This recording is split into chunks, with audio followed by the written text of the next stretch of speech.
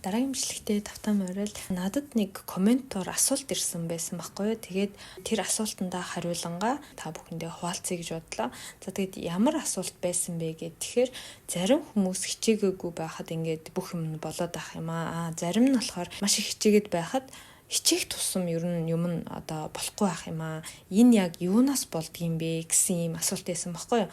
Тэгээд энэ асуултыг би бас ер нь өөрөөсөө маш их асууж исэн асуулт байсан. Тэгээд нэрээ би бас ингээд зарим хүмүүсийн хувьд удаан ярьж иж магадгүй, зарим хүмүүсийн хувьд хурдан ярьж иж магадгүй. Та бүхэн маань өөрсдөө сонсохдоо удаан санагдчихэвэл хурдан болгоод тохируулаад сонсороо гэж хэлмээр байна.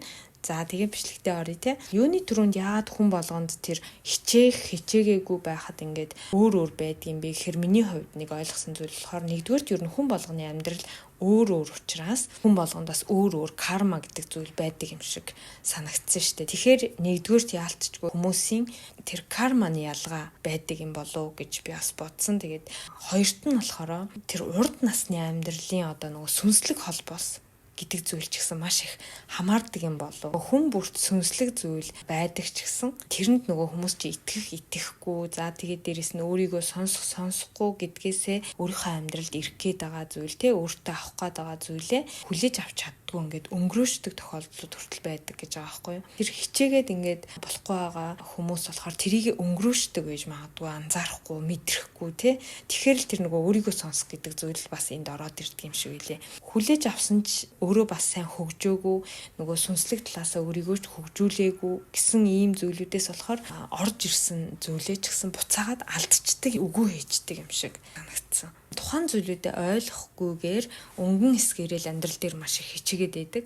Яг ухтаа нөгөө хичээж байгаа энерги гэдэг маань угаасаа юм болохгүй байгаа учраас ч юм уу те. Дээрэс нь юм бүтэхгүй байгаа учраас ер нь бол хичээдэг гэсэн тийм маш нарийн энерги ялгаруулж байдаг гэж байгаа байхгүй юу. Тэгэхээр хүний гаргаж байгаа энерги маш их нөлөөлдөг юм шиг санагдсан. Гуравт нь болохоор өөрийн дотоод сэтгэлийн тохиргоо гэдэг зүйл бас их чухал юм билээ. Яагаад тэгэхээр дотроо нөгөө бодол сэтгэлгээгээ бид нэр яаж тохируулж те өөрөө яг тэрнтэйгээ бас яг яаж тохирч таарч байгаа гэдэг зүйл маань яг хүссэн амьдралаа татах зүйл болдог гэж уншижсэн байхгүй. Ер нь бол өөртөө хэр зөрчилтэй хүн бэ? Өөрийнхөө бүх зүйлийг ингээд хүлээн зөвшөөрч чаддгүй гэдэг ийм зүйлүүд бас асуулт болоод гараад ирж байгаа байхгүй. Тэнгүүд бид нэр өөрсөнтөөгөө маш их зөрчилж идэг юм байна л да.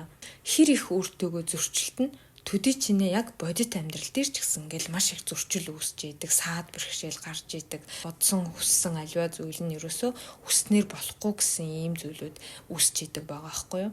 Хичнээн хичээж исэн ч гэсэн нөгөө бодол те бодлоосоо гарч байгаа тэр энерги гэдэг зүйл маань зөрчил их байх юм бол тех тусмаа л болдоггүй гэдэг зүйл байдаг юм шиг байгаа. Тиймээс өөрийнхөө гаргаж байгаа энергиэс эхэлж өөрчлөх хэрэгтэй байна да гэж бодож байна. Дээрэс нь одоо дөрөвдүгээрт нь гэх юм уу те хүн болгоны амьдралын хэм маяг орчин гэдэг зүйл бас өөр байдаг шүү дээ те. Тэгэхээр бидний одоо яаж амьдарч ирсэн, ямар гэр бүл төрсөн, за тэгээд тэндээс одоо танаа гэр бүлийнхэн ямар бодол ухамсартай байдгийм бэ гэдэг бүх зүйл ч гэсэн бас нөлөөлдөг юм байна гэж бодсон. Тэр хүүхэд байхад өссөн орчин ямар байх вэ? Тэр бүх зүйл бол ерөөсөө яаж ч өөрчилж болно гэж бол сүүлийн үед яриад байгаа шүү дээ, тий? Бид нэр өөрсдөө ингээд өөрсдийгөө ойлгоод өөрсдөө яаж амьдрмаар байна гэдгээ яг дотроо тодорхой болгоод ингээд явж чадах юм бол бид нэр яаж ч хүснээрээ амьдарч болно гэдэг уг нь бол маш тийм нээлттэй бүх юм боломжтой тийм цаг үед байгаа болохоор хүн болгонд ер нь боломж байгаа гэдэг тийм ойлголтоор өөртөө ажиллаад үзвэл бас болох байх гэж бодож байна. За тэгээд бас нэг маш сонирхолтой сэдв нь болохоор бид нар нөгөө өөртөөсөө гаргах энерги гэж хүн болгонд өөр байгаа шүү дээ тий. Тэгээд тэр нь бол яг хүн бодож байгаа бодлоосоо за тэгээд дотроо ямар одоо өөртөөгөө ажилласан тэр байдал гэж бүх юм яг чи ямар байна тэндээс чиний энерги гарч байгаа гэд хэлээд байгаа тий. Тэгтэл бид нар тэр энерги хизээ өөртөө бий болгосон байдгүй гэхээр бүр төрхөөсөө өөртөө бий болгосон байдаг. Бүр төрхөөсөө л өөртөө тэр энергийг ингээд шингээсэн байдаг гэж байгаа байхгүй юу?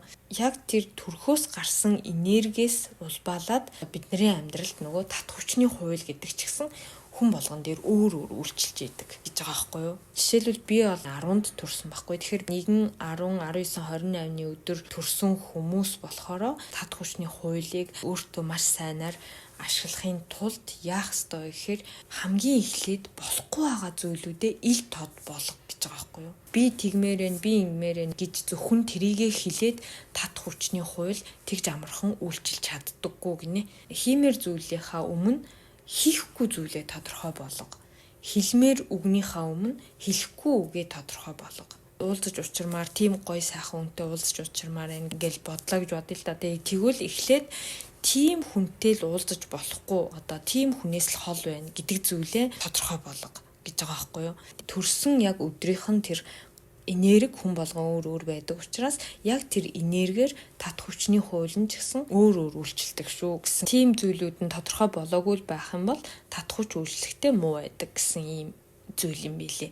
Тэгэхээр өөртөө тохирсон татах хүчнийхаа арга барилыг бас олох ёстой байна гэж бодсон. Тэр арга барилаа олоогүй. За тэгээд дээрэс нь өөрийгөө таньж мэдээгүй, өөртөөгөө зөрчилдөөд ингээд өнгөн талаараа л хичээгээд яваад тахаар өөрийнхөө дотор хүнтэй өөр байна. Тийм учраас тэрийгээ эхлээд адилхан болго гэдэг зүйлийг аягүй хэлдэг. Тэгэхээр ерөөсөө бид нар өөрөөсөө л бүгдийг эхлэнэ л гэсэн үг юм шиг санагдаж байна. Тэгэхээр би яг юун дээр болохгүй байх гэдгээ бас тодорхойлох хэрэгтэй болчихж байгаа байхгүй юу. Ингээ бодоод үзэхээр яг хит их хариуцлага, нэг тийм хатуу шаардлага өөрүүлэхгүйгээр өөртөөгөө ажиллах зүйлийг хийх хэрэгтэй юм билээ. Өөртөө бас нэг хит шаардлага тавиад ингээд ахаар өөрийгөө нөгөө олж мэдхээсээ илүү бас нөгөө бидний дотор байгаа дуу хоолой гэдэг зүйл чинь жоохон хаагдах маягтай болчдөг. Тийм учраас ерөөсөө маш зөөл нөр ингээд яг чи одоо яг юу мэдэрч जैन, чи яг ямар вэ гэл ингээл бас асуултаас л эхлэнэ гэсэн үг байхгүй юу. Тэгээ миний яг нэг бас болохгүй байсан хамгийн гол бодол гэх юм бол ерөөсөө яаж ийж байгаа л бүгдийг болгоно бүтээнч гэдэг юм уу те, нэг тийм тэр бол бүр ингээд хүчилж байгаа энергиэр дүүр учраас бүх зүйлд ингээд саад болж исэн гэж байгаа байхгүй юу. Тийм болохоор ер нь бол өөртөө итгээд тайван тогтун тий аль болох хичээж тэгж хүчлэхгүйгээр ер нь тэгээд хичээж хүчлэхгүй байсан ч бүх зүйл болох ёстой юм болно доо. За тэгээд хүн ер нь тэгээд зүгээр ингээд байгаагаараа яг одоо энэ байгаагаараа хайрлуулж болдог, үн цэнтэй байж болдог гэсэн тийм бодлыг өөртөө ингээд өдөр бүр ер нь мэдрүүлээл тийм зүйл үнэхээр зүгээр байж болно штэ гэдэг ийм алгуурхнаар өөртөө тийм гой бодлуудыг ингээд өгөөд суулгаад яваад ивэл бас багаагаар өөрчлөлт гарч ирээд байна гэж бодож байна. Тэгээд зарим хүмүүс болоод байна гэдэг жааш тэ хичээхгүй байсан ч болоод байна гэд мэдээж тэр эргэн тойронд байгаа хичээхгүй байсан ч болоод байгаа хүмүүс ч гэсэн өөртөөсөө гоё энерги гаргаж чадчих байгаа байхгүй юу. Ер нь бол тэр хүмүүсийг хараад гоё алга тарч чаддаг тий баяр хүргэж чаддаг. Одоо эргэн тойронд байгаа хүмүүсийнхаа тэр гоё сайхан зүйлд ингээд баярлаж чаддаг байх бас их чухал зүйл юм шиг санагдсан. Тэр ч гэсэн бас биднээс гарч байгаа маш том нэг чухал энерги нэг байгаа байхгүй. Хүний аз жаргал, хүний гоё зүйлд амжилтанд баярлаж чадна гэдэг чинь буцаад өөртөө тэрийг бас ингээд дуудаж яадаг гэж байгаа байхгүй.